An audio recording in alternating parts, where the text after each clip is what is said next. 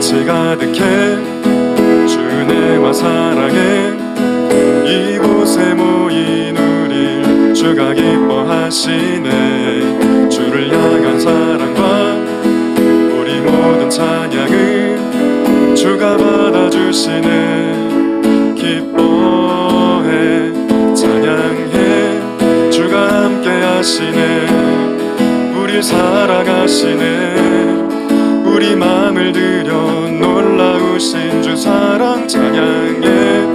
그가 베푸신 사랑 우리 삶에 가득해. 우린 기뻐 찬양해. 주가 함께 하시네. 우릴 사랑하시네. 우리 맘을 들여 놀라우신 주 사랑 찬양해. 그가 베푸신 사랑 우리 삶에 가득해. 우린 기뻐 노래해.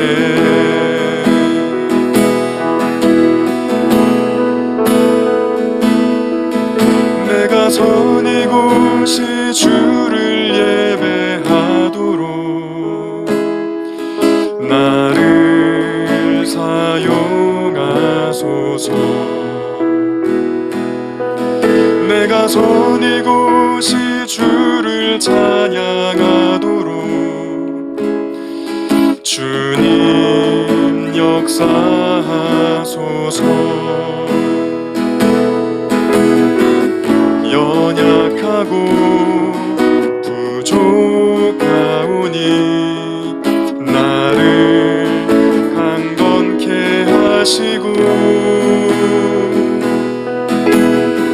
성령으로 충만케 하사 나를 예배자로 세우소서. 아무도 예배하지 않는 곳에서 아무도 주를 찬양하지 않는 곳 누구도 헌신하지 않는 곳에서 누구도 주를 증거하지 않는 아무도 예배하지 않는 곳에서 아무도 주를 찬양하지 않는 곳 누구도 헌신하지 않는 곳에서 누구도 주를 증거하지 않는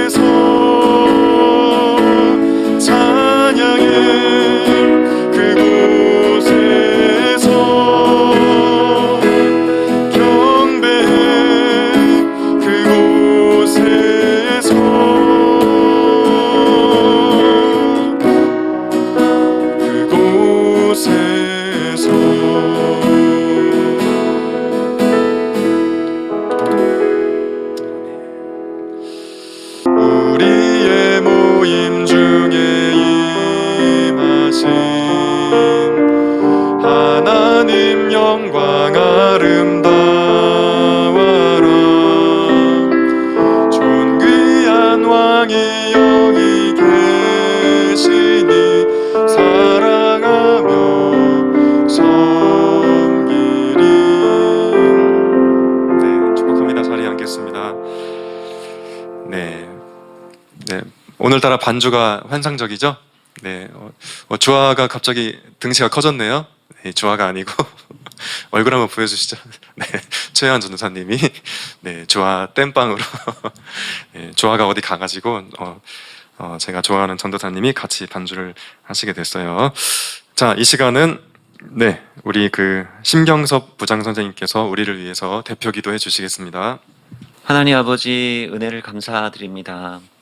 귀한 날 하나님 앞에 예배할 수 있도록 마음과 그리고 발걸음을 이 한자리로 모아주심을 감사합니다. 이 시간 하나님께서 홀로 찬양과 예배를 기쁘게 받아주시고 저희들의 내면 가운데에 나를 만드신 하나님 그리고 나의 아버지가 되시는 하나님을 만날 수 있는 귀한 시간이 되게 하여 주옵소서. 저희들은 연약하고 아무것도 할 수 없는 그러한 존재임을 주님 앞에 고백합니다. 하나님께서 저희들을 도와주시고 또한 저희가 하나님 안에 거하고 또 하나님이 저희 안에 거하심으로 말미암아 하나님의 귀한 삶을 살아낼 수 있도록 인도하여 주시고 하루하루 주님께서 주시는 평안함과 그리고 그 능력 가운데 저희들이 공부하고 또한 친구들을 서로 위하며 또한 선생님들을 존경하고 또한 이 세상에서 내가 무엇을 해야 되는지 어떻게 살아가는 것이 가장 하나님께서 기뻐하시는 삶인지를 발견해 나갈 수 있도록 인도하여 주옵소서. 이 예배를 통하여서 하나님 홀로 영광 받아주시고 저희 가운데 임재하여 주옵소서. 처음 시간을 주님 앞에 의뢰하오며 예수님의 이름으로 기도하였습니다. 아멘. 이 시간은 하나님 말씀 낭독하는 시간인데 우리 지난주부터 화면에 말씀을 띄우지 않기로 했죠? 어렸을 때부터 교회를 안 다니는 친구들은 이게 찾기가 어렵지만 잠언을 한번 찾아볼까요? 네, 성경 앞부분이 구약 성경, 뒷부분이 신약 성경인데 구약 성경 중에 이렇게 잠이라고 써 있는 부분이 있는데 페이지 수가 911쪽 정도에 있어요. 네, 이렇게 상단에 보면 위쪽에 보면 페이지 수가 또 써 있거든요. 아마 여러분 성경에 빨갛게 된 부분 말고 앞에 까맣게 된 부분들이 구약 성경인데 911쪽 네, 거기 1장 10절을 한번 찾아보세요. 1장 10절부터 19절까지 전도사님 한 절, 여러분 한 절 읽고 마지막 19절은 같이 읽을게요. 내 아들아, 악한 자가 너를 꿰일지라도 따르지 말라.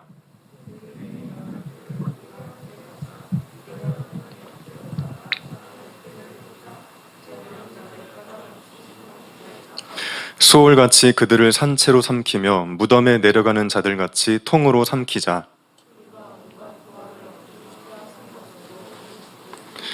너는 우리와 함께 제비를 뽑고 우리가 함께 전대 하나만 두자 할지라도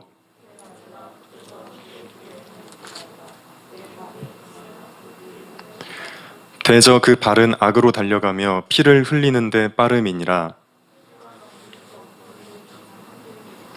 그들이 가만히 엎드림은 자기의 피를 흘릴 뿐이요 숨어 기다림은 자기의 생명을 해할 뿐이니 탐하는 모든 자의 길은 다 이러하여 자기의 생명을 잃게 하느니라. 아멘. 네, 이제 성경을 덮어도 되겠습니다.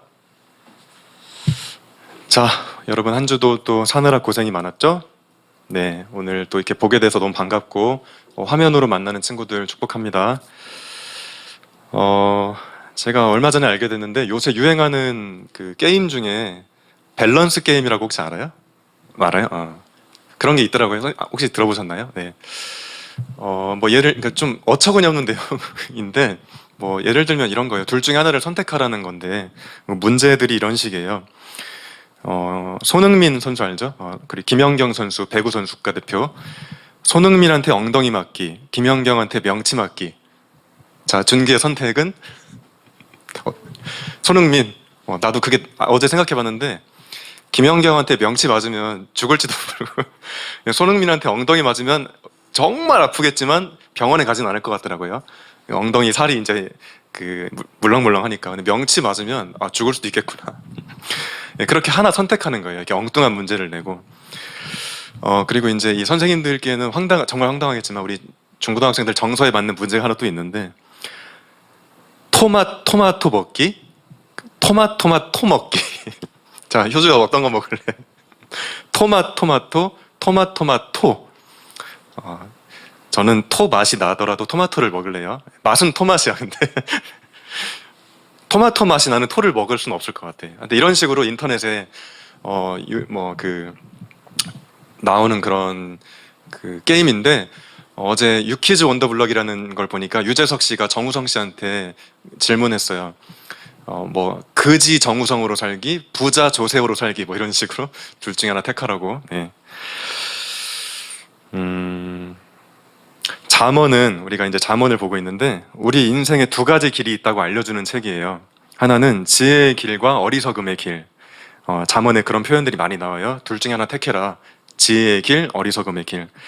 근데 이 말을 좀 여러 가지로 바꿀 수는 있어요. 그냥 제 식으로 바꾸면 진짜 즐거움의 길과 가짜 즐거움의 길. 그렇게 해석이 가능한 책인 것 같아요. 혹은 하나님의 길과 악마의 길. 이렇게 둘 중에, 그러니까 이 세상에는 그렇게 선택의 기로에 서게 되는 경우가 있는데, 뭘 택할 거냐. 이제 그런 걸 말해주는 책이고, 이런 갈림길에서 제대로 된 선택을 할 수 있도록 돕는 책이 이제 잠언인 것 같아요. 근데 별로 좋은 표현은 아닌 것 같은데, 요새 이제 많이 쓰는 말 중에 하나가 결정장애. 혹시 이런 말을 들어봤나요? 결정장애. 나 결정장애 있어. 이런 말을 많이 써요. 이 장애라는 표현을 그렇게 써도 되는지는 잘 모르겠어요. 물론 이제 나 결정장애 있어 이 말을 쓰는 사람들이 진짜 장애인을 막 무시하고 비하해서 그런 말을 쓰진 않겠죠, 의도적으로. 근데 이제 장애인 입장에서 그 말을 들을 때 장애라는 단어가 그렇게 사용되는 게 불편할 수도 있겠다, 뭐 이런 생각이 들어서 저는 안 쓰는 게 좋을 것 같은데, 어쨌든 사람들이 항상 무언가를 결정하기 힘들어하는 세태를 반영하는 말이 나 결정장애 있어, 이런 말을 이제 하게 되는 거죠. 그런데 잠언의 태도는 분명합니다. 망설이지 마. 결정장애 갖지 마. 당연히 지혜의 길을 택해야지. 당연히 하나님의 길, 진짜 즐거움의 길을 택해야지. 그걸 뭐 고민하고 있어. 답은 정확히 내릴 수가 있는 거야. 이렇게 말해주는 책이죠. 우리가 이 잠언이 말하고 있는 말과 정신을 우리 마음 깊숙이 내면화할 수만 있다면 정말 아주 많은 경우에 이 소위 결정장애라는 말이 좋지 않으니까 선택의 어려움을 겪지 않아도 될 것 같아요. 우리가 잠언을 숙지만 할 수 있다면. 우리 앞에 항상 밸런스 게임이 펼쳐지는데 뭐 하나를 택해야 되는데 간혹 예외의 경우가 있지만 많은 경우에는 답이 있어요. 진짜 생명의 길, 하나님의 길, 그런 게 있는 거죠. 그런 의미에서 우리 친구들이 하루에 잠언 한 장씩 읽어보라고 권하고 싶어요. 여러분 집에 성경책이 아마 부모님께 있거나 여러분께 있을 텐데, 제가 처음부터 끝까지 다 읽어보라고 말은 못하겠고, 잠언은 그래도 읽을만 하거든요. 비교적 쉽기 때문에 여러분이 꼭 그렇게 해보면 좋겠어요. 아침에 하루를 시작하면서 읽거나 하루를 마무리하는 밤에 읽거나, 한 장 읽는데 한 3분? 금방 읽죠. 근데 읽는 것과 안 읽는 것의 차이가 엄청날 거라 생각해요. 아무튼 오늘 잠언의 말씀은 악한 자의 유혹에 넘어가지 말라는 말로 시작을 했습니다. 이 선한 것과 악한 것 사이에 밸런스 게임이죠. 하나를 어떤 걸 택할 거냐.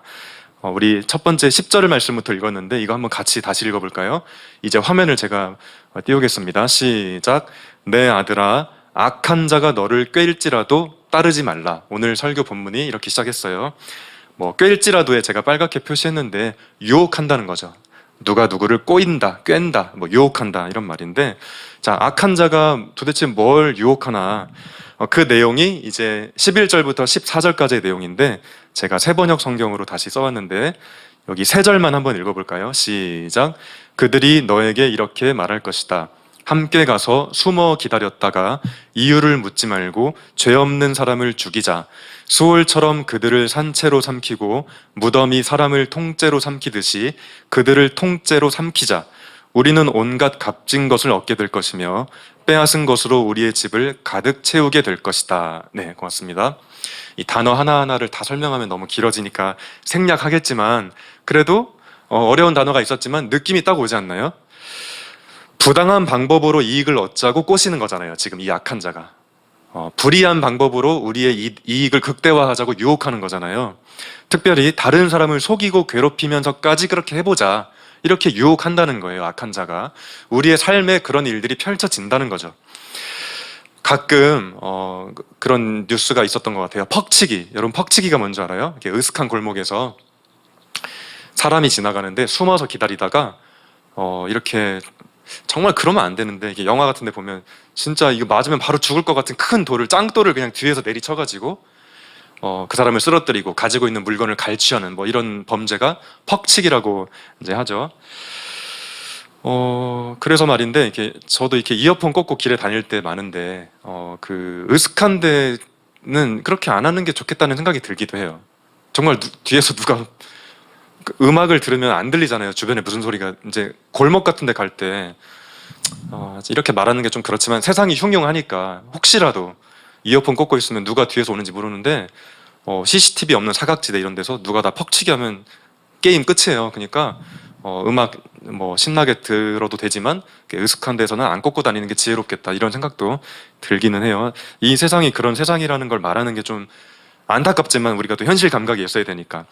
자, 제가 이 퍽치기를 생각하다가 이제 모든 범죄가 다 나쁘지만 뭐 좋은 범죄 이런 말은 불가능하죠. 근데 다 나쁜데 그래도 더 나쁜 걸 찾자면 이렇게 대놓고 안 뺏고 뒤에서 이렇게 퍽치기 하는 건 진짜 정말 나쁜 짓인 것 같아요. 전사님 어렸을 때 전사님이 지금은 되게 잘 나가는데 옛날에 되게 찌질할 때 삥 많이 뜯겼어요. 초등학교 때 중학교 양아치 형들이 길목에 서 있다가 요즘에 여러분은 그런 경험 안 해봤나요? 전 학교 가다가 삥 뜯겨봤어요. 근데 무서우니까 5,000원도 주고. 근데 제가 지금 생각해도 되게 비참한 게 갑자기 어떤 형이 어깨동무를 하는 거예요. 삥 뜯기겠다. 근데 그 형이 웃으라고 하는 거예요. 야, 웃어. 근데 자존심 있으면 안 웃고 버텨야 되는데 제가 아주 활짝 웃었어요. 맞을까봐. 그래서 골목에 끌고 가가지고 돈 뺐고. 참 그때 제가 지금 90년대 얘기해서 미안한데 1990년대가 그렇게 되게 참 아름다운 세상이었는데 아무튼 그때 이렇게 대놓고 뺏는 거잖아요. 근데 퍽치기는 뒤에서 그렇게 사기 같은 것도 비슷한 것 같아. 전사님 개인적으로 정말 이 세상에서 제일 쓰레기 같은 사람들이 사기치는 사람들. 왜냐하면 당하는 사람이 평생 억울하거든요. 대놓고 당하면 좀 어떻게 나도 나름대로 저항하면서 그런 싸워본 뭐가 있잖아요. 근데 사기를 당하면 속수무책으로 당하니까 이 퍽치기랑 다 같은 것 같아요. 그거 정말 사람의 억울함이 너무나 클 것 같아요. 그래서 이제 모든 범죄가 나쁘지만 그 고통은 이루 말할 수가 없죠. 자, 아무튼 오늘 잠언의 말씀은 분명해요. 그 유혹에 넘어가지 말라는 거예요. 퍽치기에서 뒤에 숨어 있다가 나타나서 사람들의 모든 것을 갈취하는 그런 걸 하자고 누군가가 꼬드기는데 그런 거 하지 말라는 거죠. 그 이유를 분명히 알려주는데요.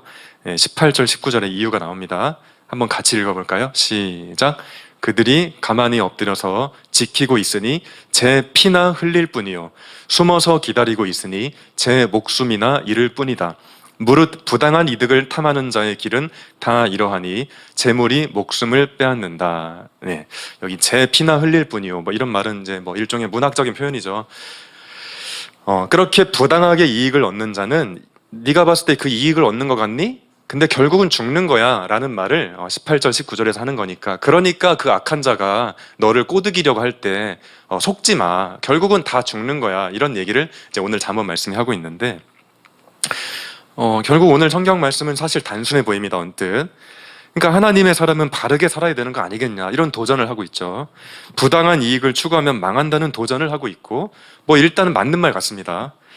근데 여러분 한번 생각을 해볼까요? 오늘 성경 말씀에 따르면 그렇게 악한 자가 유혹해서 넘어가면 성공인 것 같지만 실패야. 네 몸에 피가 흥건할 거야. 그 망하는 거 아니겠니? 라고 말하고 있지만 정말 이 세상이 그런가요? 잘못된 방식으로 자기 욕심을 추구하던 자들이 꼭 실패하고 망하는가? 라는 질문을 생각해 보면 꼭 그렇지는 않은 것 같아. 오늘 성경 말씀에서는 그렇다고 말하고 있지만 아닌 것 같단 말이에요. 그럴 사람도 있죠. 쇠고랑 차고 무기징역 당하고 그런 사람도 있지만 오히려 훨씬 더 잘 나가야 불이한 방법으로 이익을 취득한 사람들이 더 떵떵거리기도 하고 그렇게 불이하게 모은 명예와 부가 그 불이함이 세상에 드러나지 않고 계속 그냥 그렇게 행복하게 자기 나름대로 사는 사람들이 많단 말이죠. 과거 우리 역사에 엄청난 죄악을 저지른 인간들이 지금도 무병장수하는 모습을 TV를 통해 볼 때가 있어요. 저도 그렇고 많은 사람들이 묻게 되죠. 하나님 정말 살아계신가? 저 사람이 우리 국민들을 얼마나 괴롭혔는데 무병장수에 막 지금도 호화롭게 살면서 하나님은 안 계신 것 같아. 이렇게 말하게 되잖아요. 그러면 계셔도 무능하신가? 그냥 막 착하기만 하신 하나님. 근데 아무 힘도 없으시고 그런 질문을 던지게 되는 상황들이 우리에게 있단 말이죠. 자, 그렇다면 오늘 성경 말씀은 너무 순진한 얘기 아닌가 이런 생각도 해볼 수 있잖아요. 맞는 얘기긴 한데 사실 이 세상을 보고 역사를 살펴봤더니 그렇게 오늘 말씀의 표현대로 이렇게 숨어서 기다리다가 남에게 해를 끼친 사람들이 계속 그냥 잘 살더라. 현실이 그렇더라. 그럼 이 성경 말씀은 좀 뭔가 현실 감각이 떨어지는 거 아니냐 이런 질문도 우리가 할 수 있죠. 근데 여러분 결론적으로요, 우리가 교회 다니며 신앙생활을 하는 사람으로 산다는 건 그런 거라고 저는 생각해요. 지금 당장 내 눈앞에 보이는 것만 가지고 판단하지 않겠다는 사람들, 그 사람들이 기독교인들이에요. 예를 들어서 나쁜 사람이 돈을 더 많이 버는 상황이 더 현실 같아도 하나님은 반드시 당신의 시간 속에서 완벽한 정의를 이루실 거라는 믿음으로 오늘 하루를 바르게 살기를 다짐하는 사람들, 그 사람이 기독교인이라는 말이죠. 손해를 감수하면서라도. 제가 주보에 써놨지만 그런 얘기가 있어요. 소크라테스 여러분 한번 들어봤죠? 이름? 이 얘기는 안 하려고 했는데 제가 책을 읽다가 이런 걸 봤어요. 소크라테스가 예전에 그런 말을 했어요. 악한 일을 하느니 악 때문에 고통받는 편이 낫다. 그러니까 무슨 말이에요? 이 세상이 악하니까 그 악한 세상에 순응해야 나도 사는 거라면, 그게 현실이라면 차라리 그 악한 현실에서 정의롭게 살다가 고통받겠다는 거예요. 그게 소크라테스의 얘기예요. 오늘 잠언의 맥락, 오늘 이 설교의 맥락과 참으로 연결되는 그런 말인 것 같아요. 하나님은 그래서 오늘 성경 말씀은 세상 물정 모르는 소리가 아니에요. 그렇게 보일 수도 있지만 그런 소리가 아니라 그런 삶으로 초대하는 거죠. 오히려 강력하게. 하나님은 불의한 일을 반드시 정리하신다. 비록 네 눈에 악한 사람이 잘 되는 것처럼 여겨지는 현실이라는 걸 내가 이해한다. 하지만 하나님은 하나님의 때에 반드시 그 일을 완수하실 것이다. 너에게 이런 믿음이 있기를 바란다. 이런 얘기를 하는 거라는 거죠. 그러니까 우리는 그 믿음으로 오늘 하루를 바르고 참되게 살아야 된다 하는 믿음으로 계속 강력하게 초대하는 말씀이 오늘 성경 말씀이라고 저는 그렇게 이해를 합니다. 자, 그런데 제가 지금 하고 있는 이 설교는 여러분이 처한, 여러분 10대잖아요, 청소년. 여러분의 어떤 삶의 현실에 비추어 봤을 때 좀 추상적이기도 하고 너무 거창한 얘기라는 생각이 들어요. 무슨 얘기냐면 여러분은 그냥 여러분의 부모님들이 시키는 대로 학교랑 학원 열심히 다니고 성적 올리면 되잖아요. 모르겠어요. 여러분이 또 다른 고민이 없진 않겠지만은 대체적으로 봤을 때 일반적인 경우에 부모님이 여러분의 먹을거리를 해결해 주시니까 주는 대로 먹고 정도의 차이는 있겠지만 나름대로 용돈 쓰고, 그럼 내가 할 일은 공부 열심히 하고 학원 열심히 다니고 부모님 말씀에 순종해서 좋은 대학 갈 수 있으면 가고 이런 정도의 삶을 살지 않겠어요? 그런 삶의 패턴이, 그러니까 어떻게 보면 단조로운 삶의 패턴을 갖고 있기 때문에 제가 지금 악한 자의 게임에 넘어가지 말라 하는 얘기들이 틀렸다고는 아무도 안 하겠지만 좀 이렇게 와닿지 않을 수도 있다 생각해요. 근데 여러분 잘 생각해 보세요. 여러분이 비록 그런 단조로운 삶의 패턴을 가지고 있는 10대이긴 하지만 금방 20대가 돼요. 되게 미안하지만 금방 30대가 돼요. 그렇게 되게 돼 있어요. 저도 10대 때 그런 말이 와닿지 않았어요. 영원히 10대일 것 같았지만 벌써 이제 제가 폴킨보다 나이가 많아요. 정말 제가 30대 이제 후반을 향해 달려가고 있는 거죠.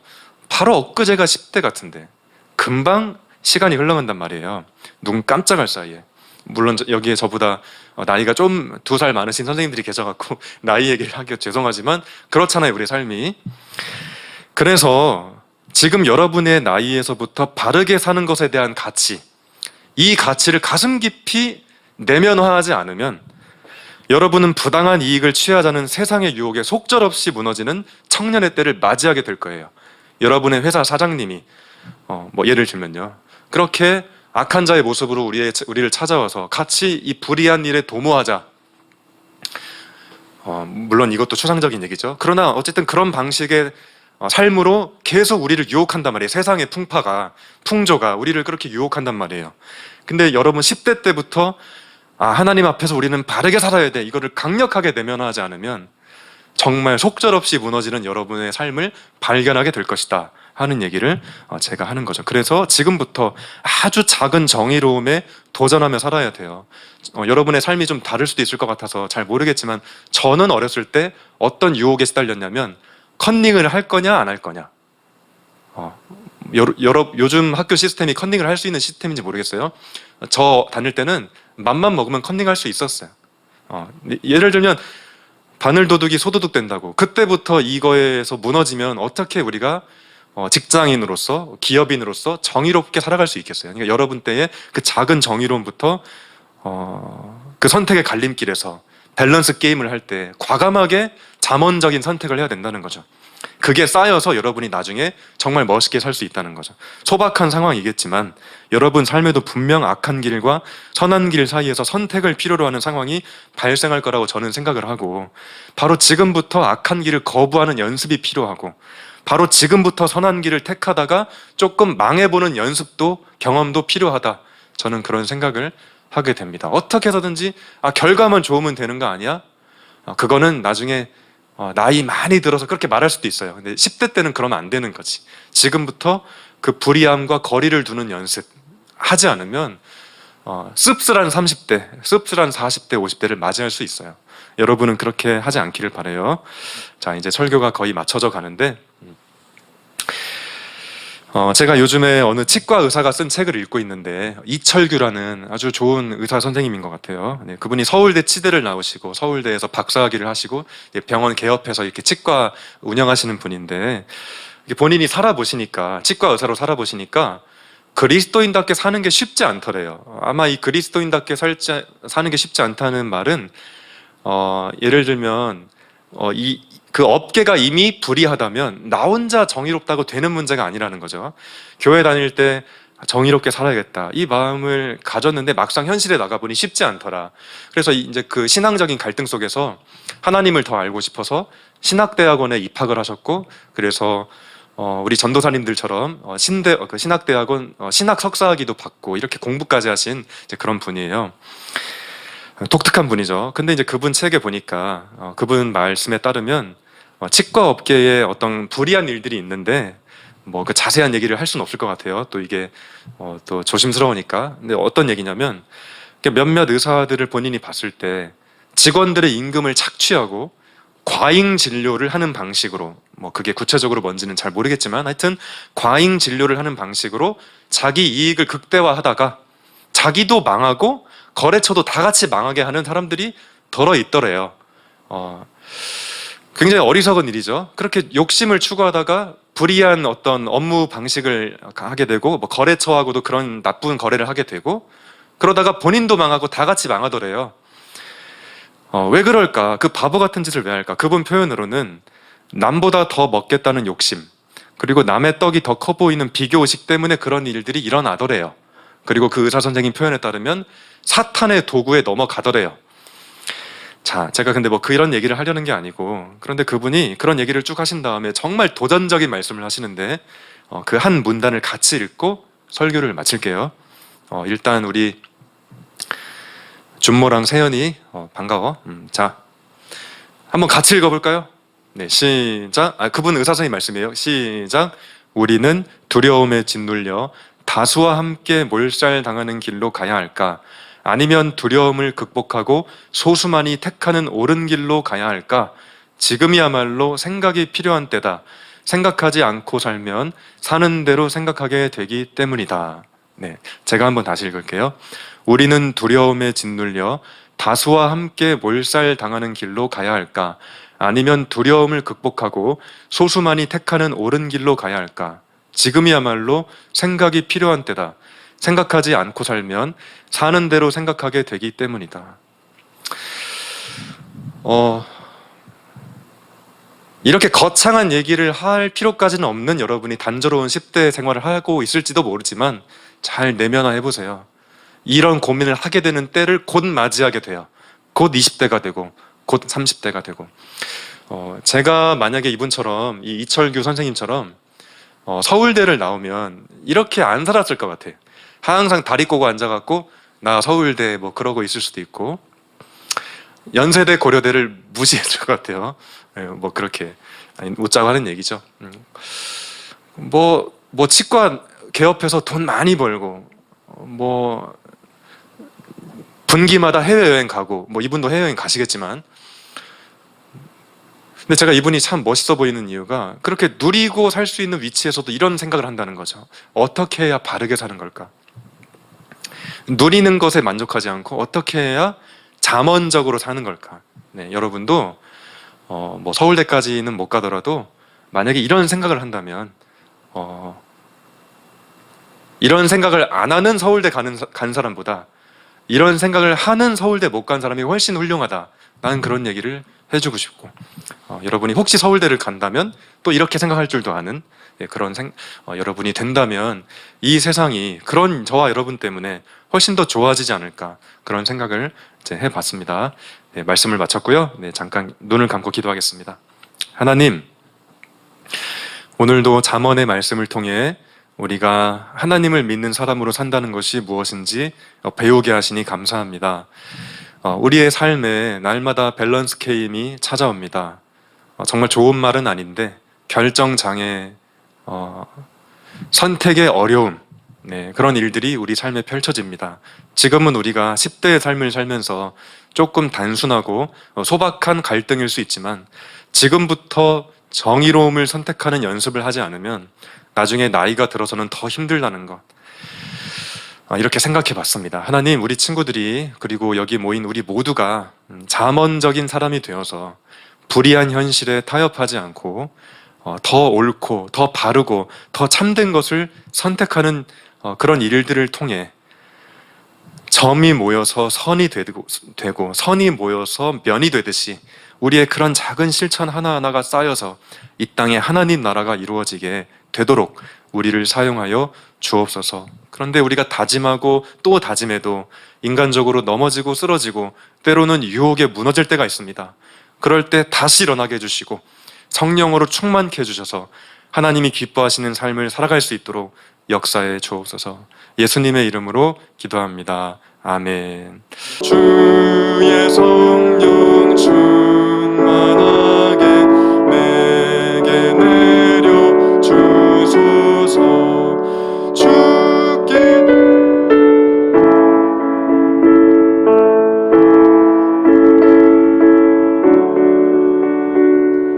사랑하는 구주 앞에 모두 드리네. 아멘. 선체로 봉헌 기도하겠습니다. 하나님을 향한 믿음과 사랑의 표현으로 물질을 드립니다. 비록 부모님께 받아서 드리는 것이지만 이 예물에 마음을 담았습니다. 우리가 드린 이 예물이 하나님의 뜻에 알맞게 사용될 수 있도록 은총을 베풀어 주옵소서. 하나님, 이 시간 우리 모두 다 함께 예주를 위해서 기도할 수 있게 하시니 감사합니다. 하나님, 예주가 앞으로 살아가면서 수많은 선택의 갈림길에 서게 될 텐데 할 수만 있다면 주님의 은총 가운데에 지혜의 길, 더 참되고 아름다운 길, 하나님의 길을 선택함으로써 예주 때문에 이 세상이 더욱더 밝아질 수 있도록 은총을 내려 주옵소서. 예수님의 이름으로 기도합니다. 아멘. 하나님께서 내게 쉬운 대답과 반쪽 진리, 피상적 관계에 대한 끊임없는 불편함으로 복 주시기를.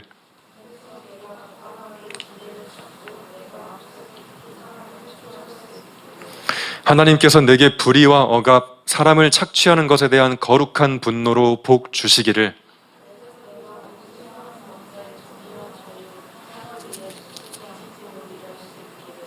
하나님께서 내게 고통, 거절, 굶주림으로 인해 혹은 소중한 모든 것을 잃고 아파하는 이들과 함께 흘린 눈물로 복 주시기를.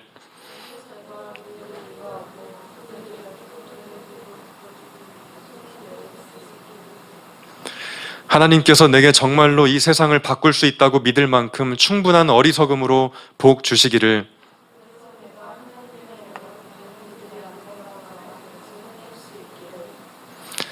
우리의 창조주시며 지극히 높은 왕 하나님 아버지의 강복하심과 성육신한 말씀으로 오셔서 우리의 형제이며 구원자가 되신 예수 그리스도의 강복하심과 우리의 옹호자이시며 인도자가 되신 성령 하나님의 강복하심이 너와 함께 계시고 이제와 영원히 너와 함께 남아 계시기를. 아멘. 네, 예배를 마쳤습니다. 우리 다음 주에 또 만날게요. 네.